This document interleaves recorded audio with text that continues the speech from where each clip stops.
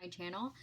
Today is Monday, and we're going to do True Crime and Makeup Monday. As always, please remember there is a content and a trigger warning. This is an 18 plus channel. There is graphic crime scenes and discussion of unpleasant details. Today we will be covering Robert Lee Yates, so without further ado, let's get into it. Robert Lee Yates Jr. was also known as the Grocery Bag Killer, is an American serial killer from Spokane, Washington. From 1975 to 1998, he is known to have murdered at least 11 women in Spokane. He also confessed to 2 murders committed in Walla Walla in 1975 and a 1988 murder committed in Skagit County. In 2002, Yates was convicted of killing 2 women in Pierce County and sentenced to death, but it was commuted to life without parole after the Washington Supreme Court ruled capital punishment unconstitutional in 2018. He was currently serving life in prison at the Washington State Penitentiary.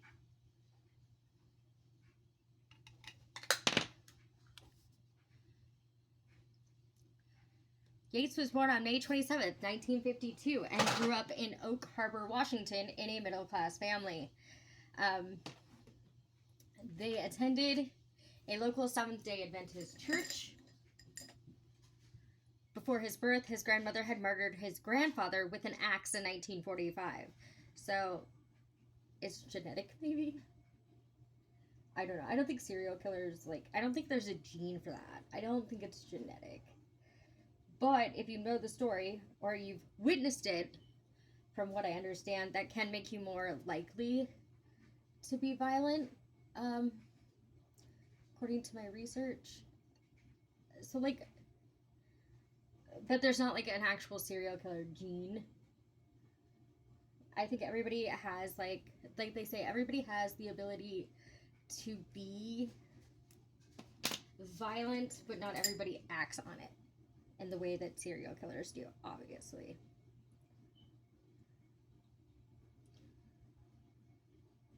Obviously, or we'd have nothing but prisons and people in them.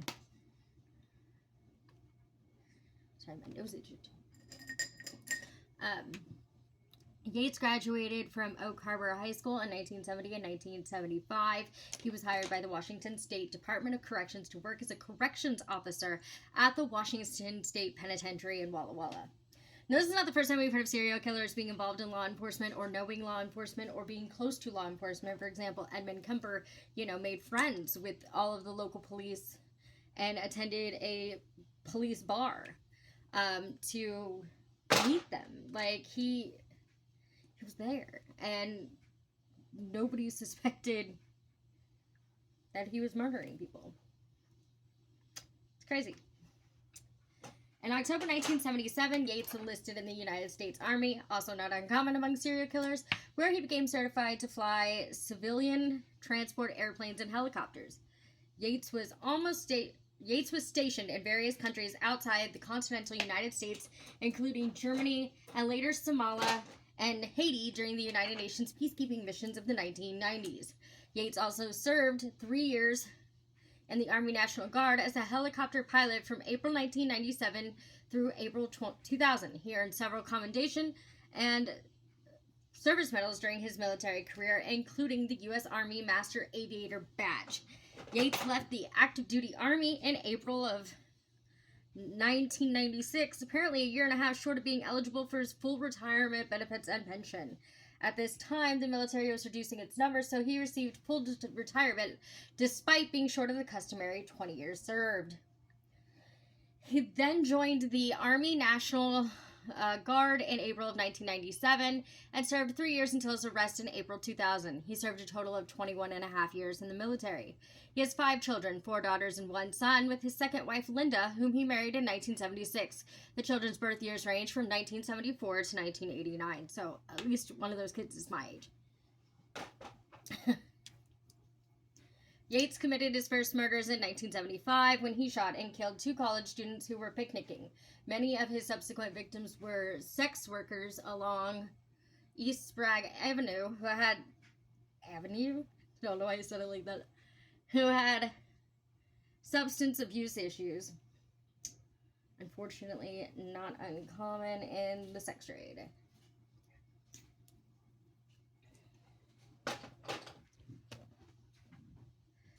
Um, Yates would often do drugs with them and other sex workers. Yates initially solicited the victims after having sex with them.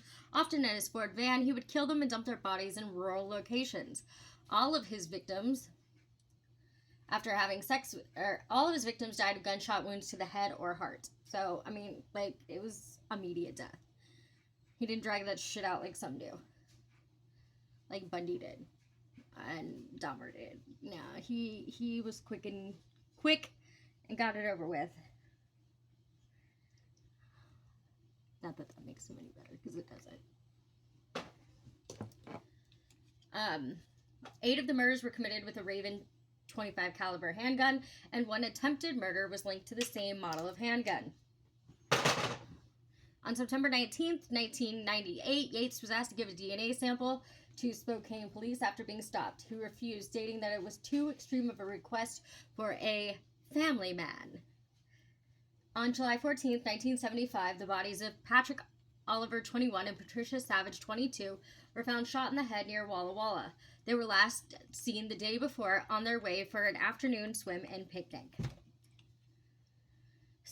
On December 28th, 1988, the partial skeleton of Stacy Hahn, 23, was found near Big Lake. She was last seen on July 7th, 1988, in Seattle. Yates confessed to picking up Hahn, who was working as a sex worker in his van nearby.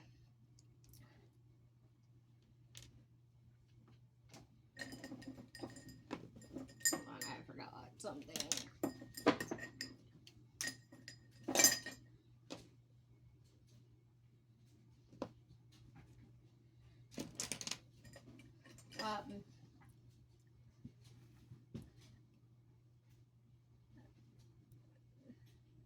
On June 14th, 1996, Shannon Zielinski, 38, was found shot in the head in Meade.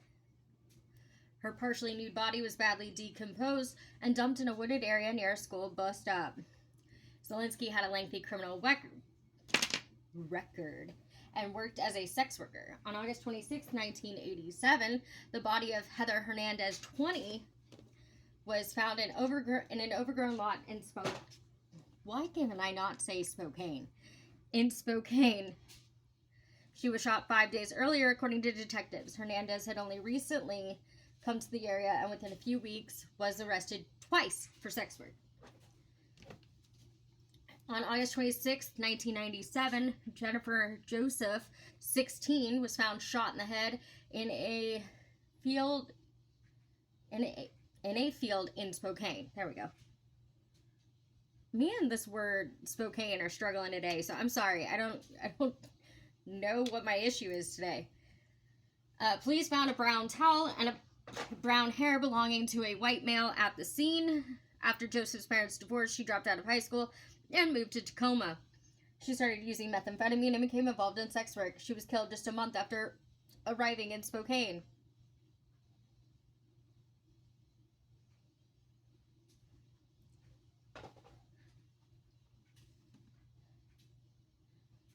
On November 5th, 1997, the partially decayed remains of Darla Scott, 29, were found in a shallow grave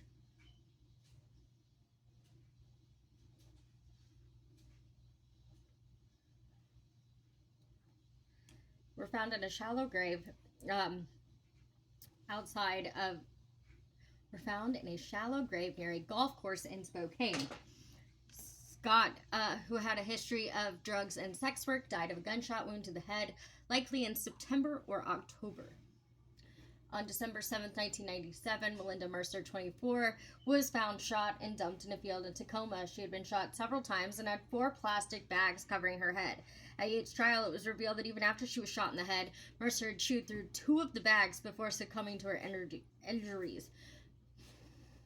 Mercer did not have a criminal record, nor any ties to sex work, and reportedly worked as a waitress. So I wasn't picky. They just had to be available, which is sad.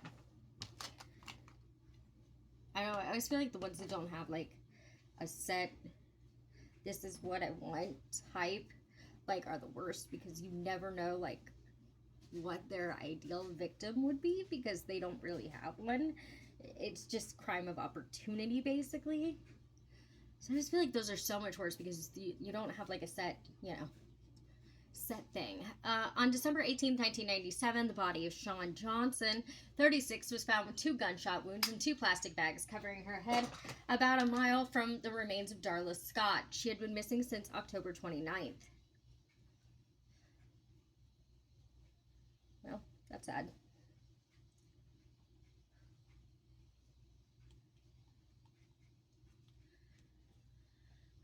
On December 26, 1997, the bodies of Sean McClenahan, 39, and Lori Wilson, 31, were found in a gully in Spokane. Both women were shot twice in the head, and their heads were wrapped with 3 plastic bags each. So it doesn't seem like until we got to Darla that he really was using the plastic bags that, he got the nickname for. So it's not like he started out, using plastic bags. That was a later thing.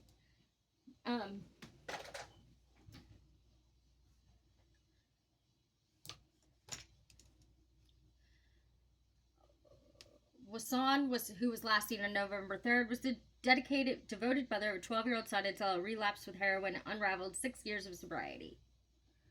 That's sad. Like, it's so sad because, like, she had been sober and she had stayed clean. Like, she probably wouldn't have been murdered. And it's unfortunate. It's sad. I mean, that's the what if. What if she had stayed sober? She began working as a sex worker to fund her substance use. McClenahan also struggled with heroin and was arrested early November for forging a check during a binge. She had been missing since December 18th.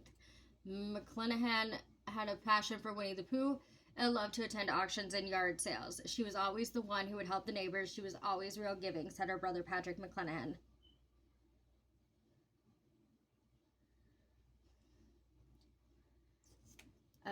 She had married 4 times and had a son. Her sister, Kathy Lloyd, a teacher in Spokane, said an addiction to painkillers Sean took for an arm injury led to heroin and a life on the streets.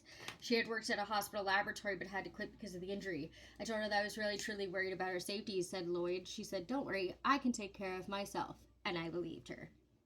In early December 1997, Lloyd received a birthday card from her sister telling her how hard it was on the streets.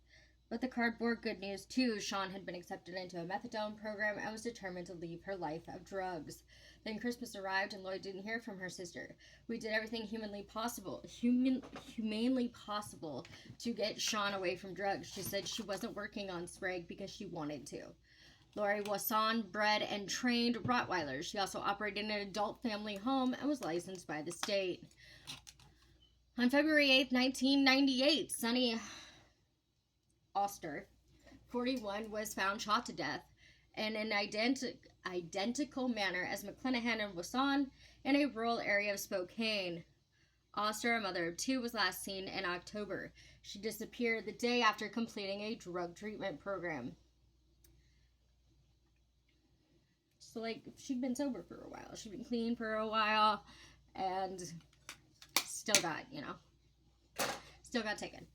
On April 1st, 1998, the remains of Linda Mabin, also known as Barefoot Linda, was found in Spokane, just 100 yards from the bodies of Sean McClenahan and Lori Wasan. She was shot once and had 2 plastic bags covering her head. Mabin had been working as a sex worker and had been missing since November 22nd, 1997. Sometime in mid-May 1998, Melody Murfin,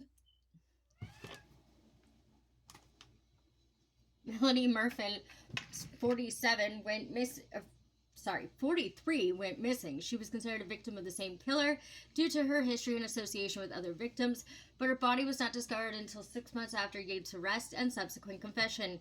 She was buried beneath his bedroom window. What is with serial killers and wanting to, like, bury them in their, like, backyards and stuff? Like, I mean, Gacy, like, threw his victims under his porch. Like, wouldn't the smell, like, maybe not in this case because she was buried, but, like, wouldn't the smell get to you after a while? Or do you just, like, adjust to it? I have so many questions.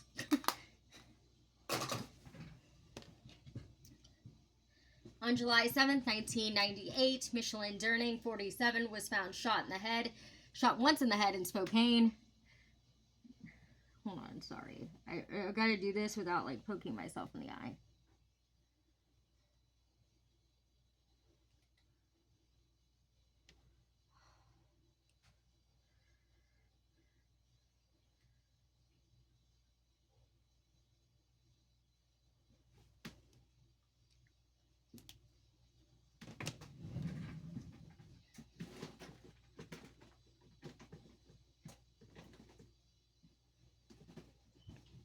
But the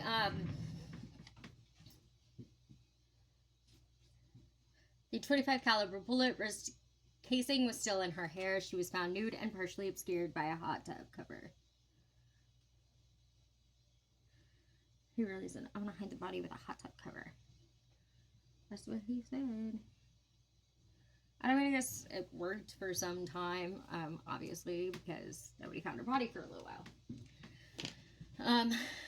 Michelin Durning was the daughter of a Marine Corps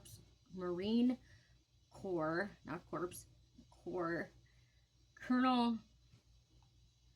She grew up a military brat, graduating from high school in Virginia and attending Palomar College in California before moving to nearby San Diego to be an executive secretary.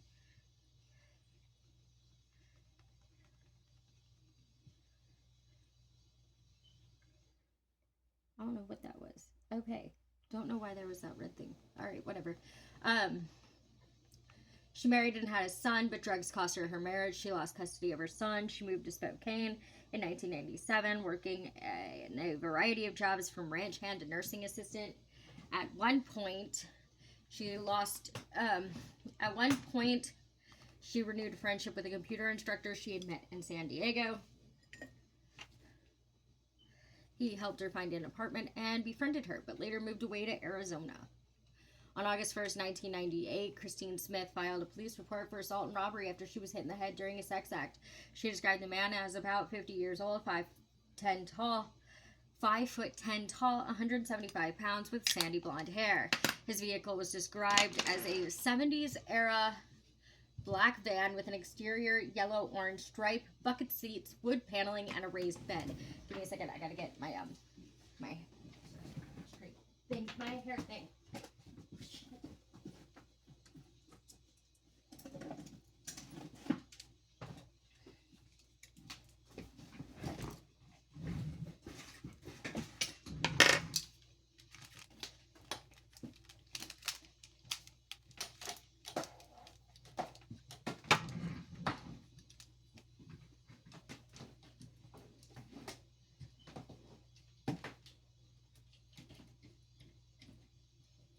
I'm not flashing everybody, but if I am, you have my apologies.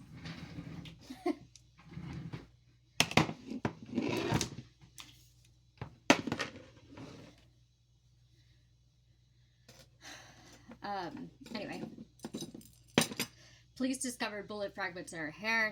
Smith was unaware that she was actually shot. Upon seeing Yates' photo in the newspaper following his arrest, Smith contacted police and identified Yates as the man who assaulted her. She is the only known survivor of Yates' crimes. On October 13th, 1998, oh my God, the body of Connie Ellis LaFontaine, 35, was found in a ditch in Tacoma. She was shot once in the head and had 3 plastic bags covering her head. She previously worked as a hairdresser in Spokane, but fell into drugs and sex work 6 years after she moved following the death of her son, who was waiting for a heart transplant. Ellis was Chippewa and the eldest of 5 children. Ellis grew up on Turtle Mountain Indian Reservation. Her mother moved to Spokane when Ellis was still in high school, and Ellis moved between family in Washington State and North Dakota. At age 17, she worked as a secretary for a tribal organization. She became a mother of a daughter early in life and had an abusive marriage. This is always a pain when you can't see it. Sorry, you guys. I'm not having an easy day today.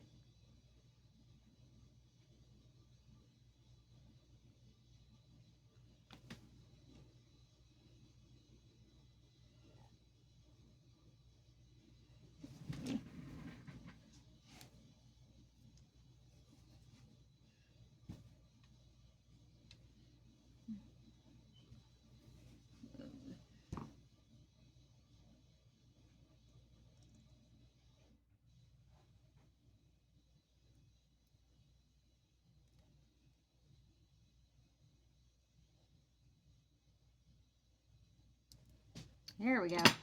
Sorry. Earrings can be such a pain sometimes. She worked as a secretary for a tribal organization. She became a mother of a daughter early in life and had an abusive marriage. Of her 3 children, only her daughter Angel survives. Ellis lost both her sons in childhood, one as a baby to sudden infant death syndrome, the other to a heart condition at age 11 in 1896. The year prior, her mother passed away. Emile LaFontaine, Ellis's father, said he believes the boys' deaths contributed to Ellis's struggles with heroin. She was devastated by that. Ellis studied cosmetology and planned to be a hairstylist. She tried to get into treatment for addiction problem, her father said, but it just didn't work. Yates was arrested on April 18, 2000 for the murder of Jennifer Joseph. After his arrest, a search warrant was executed on a white 1977 Chevrolet Corvette that he had previously owned. A white Corvette had been identified as the vehicle in which one of the victims had last been seen. Coincidentally, Yates had been pulled over in this vehicle while the task force was searching for it, but the field interview report was misread to say Camaro, not Corvette. Thus, the incident was not realized until after Yates had been arrested. After searching the Corvette, police discovered blood that they linked to Jennifer Joseph and DNA from Yates that they then tied to 12 other victims. In 2000, he was charged with 13 counts. In 2000, he was charged with 13 counts of first-degree murder and 1 count of attempted first-degree murder in Spokane County Superior Court. As part of a plea bargain, Yates confessed to the murders to avoid the death penalty. He was sentenced to 408 years in prison. So, yeah, he's not getting out, like, ever.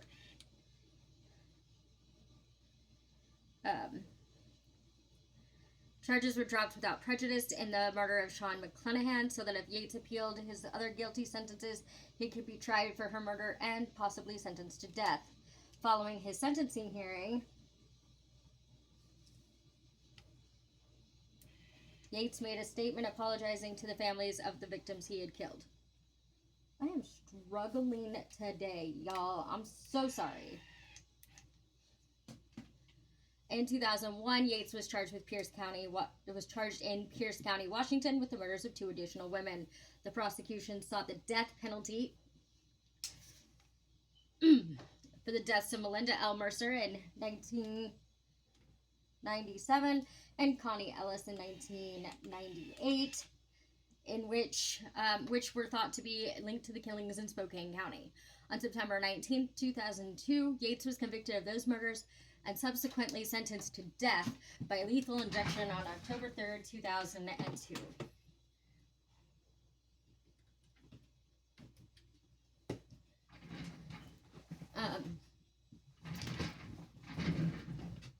The 2002 death sentence was appealed on grounds that Yates believed his 2000 plea bargain to be all-encompassing, and that a life sentence for 13 murders and a death sentence for 2 constituted disproportionate, freakish, wanton, and random application of the death penalty. The arguments were rejected in 2007 by the Washington Supreme Court. September 19, 2008, execution date was stayed by Chief Justice Gary L. Alexander pending additional appeals. In 2013, Yates' attorneys filed a habeas corpus petition in federal district court stating that Yates is mentally ill and, though no fault of his own, suffers from a severe paraphilic disorder that predisposed him to commit murder. The still pending motion is regarded as a long shot by most observers. I don't think Mr. Yates helps his cause by relying on the fact that he's a necrophiliac, said Pierce County Prosecutor Mark Lindquist. Yates remained incarcerated at the Washington State Penitentiary.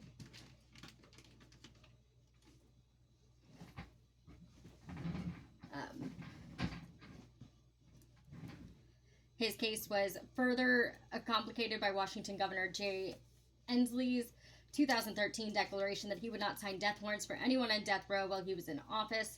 Inslee cited the high cost of the appeals process, the randomness with which death sentences are sought, and a lack of evidence that the penalty serves as a deterrent to other criminals.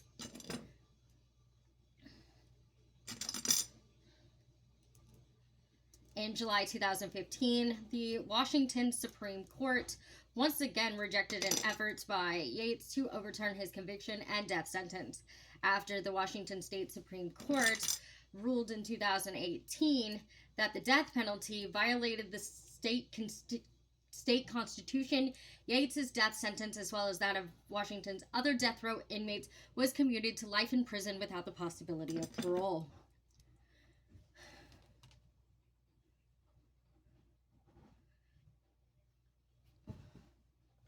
And that's pretty much it. That is the story. Let me finish my look real quick. And